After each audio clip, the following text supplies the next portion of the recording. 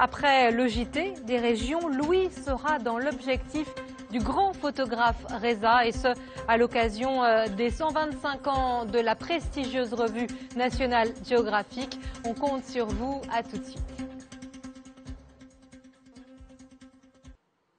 Vous regardez le Grand Soir 3, nous sommes toujours en direct après l'actualité dans les régions. Nous allons voyager à présent dans le monde entier grâce à l'œil de l'un des photographes les plus célèbres de la planète, Reza.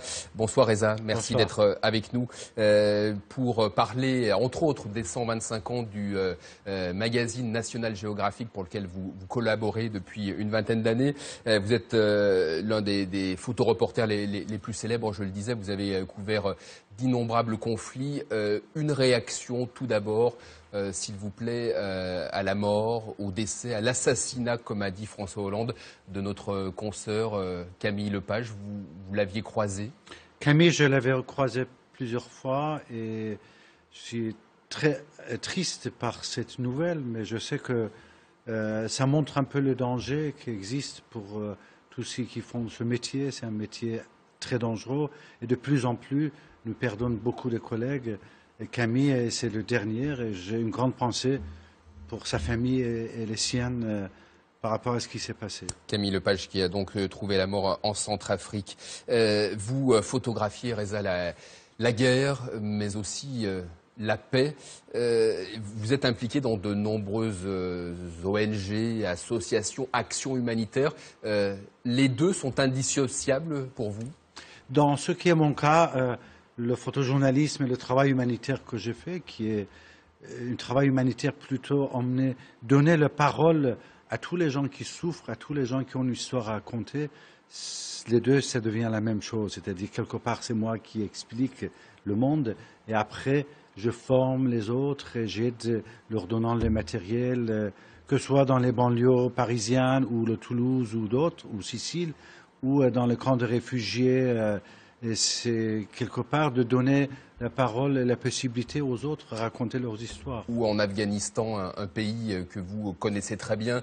Vous avez photographié à l'époque à de très nombreuses reprises le commandant Massoud, dont vous étiez avec lequel vous étiez devenu ami.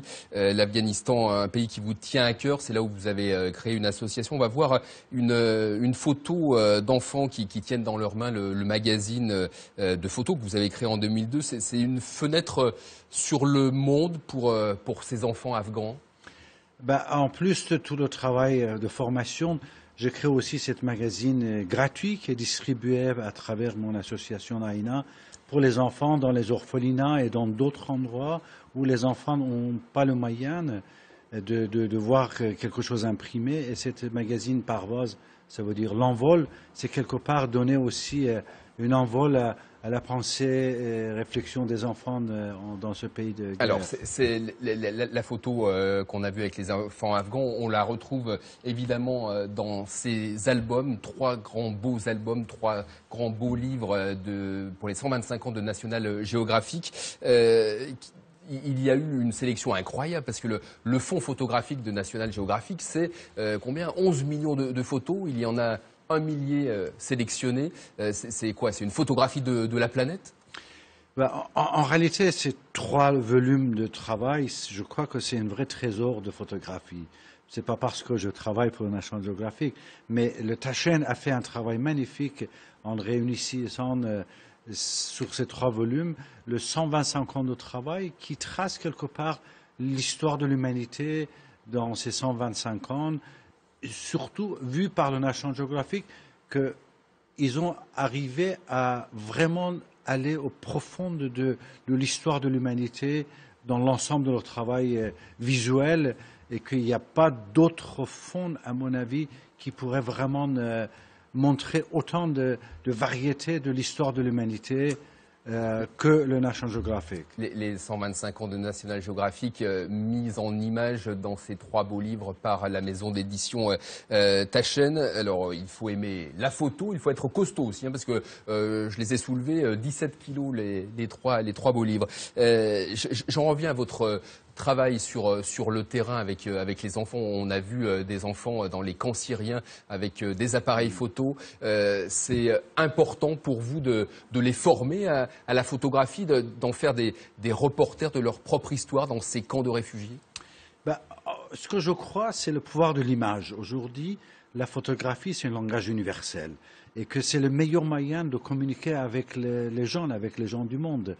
Et pour les enfants de réfugiés qui vivent une histoire terrible, parce qu'être réfugié, c'est vraiment une histoire terrible, ce que je suis en train de mener dans ces camps de réfugiés, de les former à leur photographie, de leur donner des appareils photo et les apprendre comment utiliser ça, et que finalement, ils deviennent le reporter de leur propre histoire. Là, on voyait une photo, Reza, on voyait une photo, vous regardez sans doute un écran d'ordinateur, les photos qu'ils ont eux-mêmes prises, peut-être les yeux des enfants sont ébahis, écarquillés, c'est incroyable. C'est leur travail, tous les jours dans le camp, ils vont faire photographier et après tous les jours, ils viennent, je leur montre leurs photos, je critique, ils vont retourner faire d'autres photos et ce qu'ils sont en train de faire, c'est un vrai travail magnifique. C'est la première fois qu'on va voir la vie dans un camp de réfugiés vu par les enfants réfugiés dans le monde. Et ça n'a pas de prix, ça. C'est que nous, les photographes professionnels, quand on va dans un camp de réfugiés, à peu près, on sait ce qu'on est en train de faire.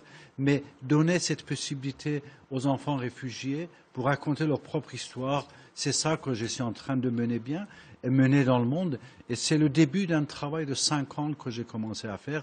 Certaines de ces photos, ils sont exposés aussi dans mon nouvelle exposition. Au musée de la Poste. Au siège de la Poste à Paris, aujourd'hui. C'était l'inauguration avec M. Georges Lefebvre, le PDG de Poste, qu'on a vu une partie de ses photographies, parce que j'ai envie que les gens, le monde, ils voient, ils comprennent un peu ce qui se passe dans le monde.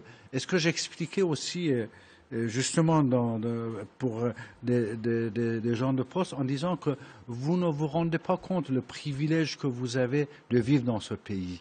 Je vous montre ce que quand on voit vos photos et quand on suit l'actualité dans le Grand Soir 3, on en a conscience de la chance de vivre dans notre pays, un pays que vous avez adopté, qui vous a adopté, Reza, puisque vous êtes d'origine iranienne, mariée à une Française avec des enfants français. Merci d'être venu sur le plateau du Grand Soir 3, nous faire partager votre passion de la photographie et de l'humanité. Merci à vous. Merci beaucoup.